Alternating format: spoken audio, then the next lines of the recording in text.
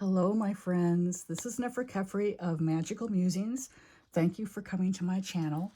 In this video today, I'm going to teach you several different ways you can use to shuffle your Tarot, Oracle, or Lenormand card decks.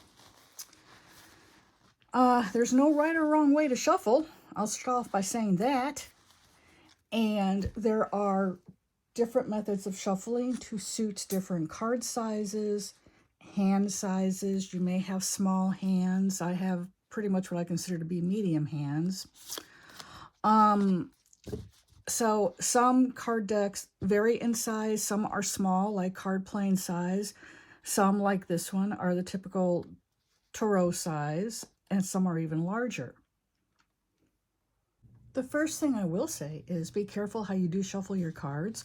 Some decks are thinner than others. This one's pretty good card stock, pretty sturdy. Many are not. And so you do have to be careful because you don't want to ding your cards, because then they'll always cut at that dinged spot and give you inaccurate readings. Now, the first method of shuffling I'll show you is basically it's hand over hand, and you just take your deck and you grab part of it and just allow some of the cards to drop into your opposite hand next to the part of the deck you're still holding. So basically, cutting the deck in half, pretty much, and just let them slide down. And this is a good way to mix up and shuffle your cards. I will say, when you're shuffling your cards, should a card happen to fall out, you're concentrating on your question, you know, pay attention to that card, because those that fall out, I call them jumpers, and they will be emphasizing something. There's something that your guides, your angels are trying to tell you, so that card will pop out of the deck. So just set it aside and do your layout for your reading, and then come back to this card and work it into the rest of your reading.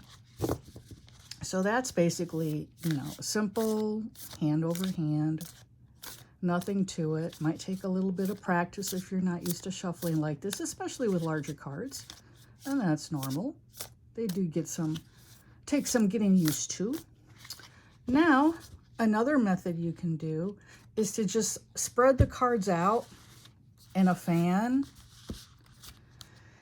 And what you're going to be doing is you're going to be using your aura, the energy field of your own body, to pick your cards. And basically what you do is you concentrate on your question, rub your palms together. You have chakras in the palms of your hands. When you rub them together, you activate those chakras so that your own personal energy is flowing out through your palms now. And then you hold till you take your power hand. That's the hand you write with. For me, I'm a lefty. So I would take my left hand and hold them over the cards until I start to feel a change in the way my hand feels. For me, my hand will start tingling where I'm supposed to be picking up cards from. Other people may feel heat. You may feel cold, a tickling sensation, but there's going to be some sort of physical sensation in the palm of your hand that's going to tell you, okay, the first card comes from this part.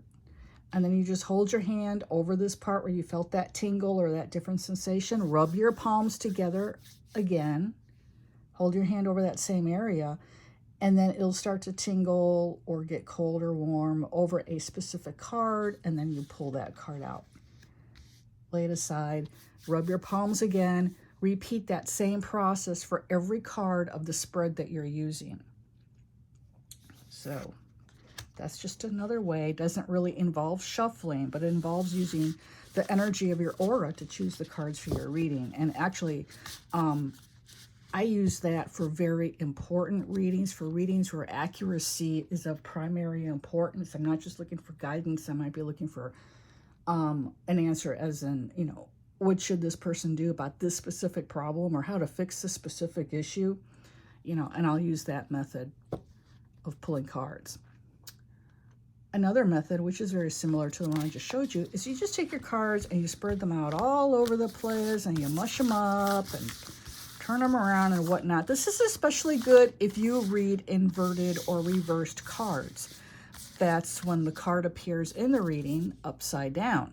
And it takes on a little bit of a different meaning from when it's right side up. Personally, I don't read reversals just because, well, two reasons. Number one, I'm an artist. Art is meant to be looked at right side up. Number two, there's enough negative cards in the deck. If something is to come up that's kind of a shadowy aspect of a situation, it'll show you. You don't need to really learn all the reversed meanings, but you may want to do that. So you just mix your cards around while you're concentrating on the question for your reading, and then you just start picking at random. Okay?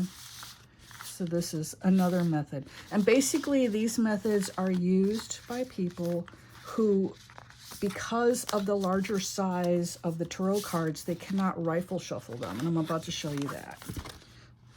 If I can get these back together again, let's see here. Here we go. So this is basically, you know, your casino method of shuffling. You take the deck, you cut it into two halves, and then you shuffle them. Now, I shuffle with my thumbs, and most people shuffle with their fingers. So like this. I've never been able to do that. I don't know why. I just use my thumbs. You can use your thumbs like me if you want, or you can, you know, use your fingers. It doesn't matter. But what you're doing is you're getting a really good randomizing shuffle to the cards. You see that? It's almost card for card. And again, may I reiterate, should a card pop out, pay special attention to it, set it aside, or what you can do also is write it down. Say the Page of Wands pops out. Okay, write down Page of Wands. Then put it back in the deck and continue shuffling. Should it show up in the reading? Wow, it's of major significance. And you may want to pull a clarifier card about it, which is just pulling an extra card from the deck, asking what does this specific card mean? Or what is the importance of this specific card? And that is rifle shuffling. Now, my own method for shuffling a tarot deck, and again, this is for a deck that is of typical tarot dimensions, which is about 2.5 inches by about 3.5 inches or so, is I will rifle shuffle them. And I once read somewhere in a book about poker that in order to completely randomize a deck, it needs to be shuffled 7 times. So I will choose a question, concentrate on it, and I will carefully shuffle the deck 7 times. Again, paying close attention to any cards that may pop out during the process. I'll do that for 7 times. Won't do that here, but you get the idea. Then place the cards face down. And again, I take my power hand. That's the hand you write with. So your dominant hand. For me, it's the left. I place it palm down on the deck.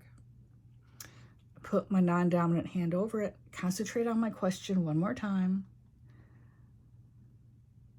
And then I cut the deck into 3 piles, just randomly, anywhere that the deck will separate. Now you've got your 3 piles of cards. I then take the middle pile, place it on top of the left pile, place these piles on top of the right pile, and then I will do one of 2 things. I'll either draw my cards for the reading right from the top of the deck, or I will draw them randomly, which means I'll do the same thing I did when I cut the deck. I'll take my dominant hand, hold it palm down on the deck, take my non-dominant hand, hold it over the deck. Now this is after I've cut the deck into thirds. I'll concentrate on my question again. And then for however many cards are in the spread, you know, let's say it's just a 3-card spread, I'll just cut the deck and draw the card from the bottom of that cut. Various places in the deck, doesn't matter where. And then that will be my reading, and then I will flip them over. Since I don't read reversals, I will turn them right side up. and that would be my reading. But those are the ways you can shuffle a deck of tarot cards, oracle cards, or Lenormand cards. And I get asked this often by clients and by students, so I thought I would put this little 10-minute video together. I thank you for coming and watching the video. I ask that you share with your friends, and if you like this video, please give it a like and subscribe to my channel and help get the word out. Thank you so much, and I'm wishing you all a glorious day ahead. This is Nefer Kefri of Magical Musings.